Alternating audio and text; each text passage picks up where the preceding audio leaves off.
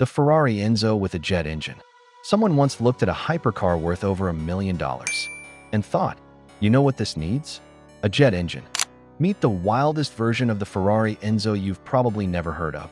Instead of just using its legendary V12 engine, someone decided to strap a jet turbine to the back of it.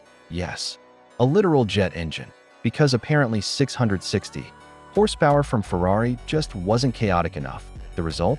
A hypercar that already looked like it came from a fighter jet, now sounding like one too.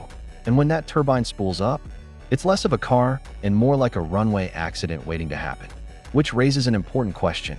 At what point does a supercar stop being a car and start becoming a low-flying aircraft? Follow for more insane car stories.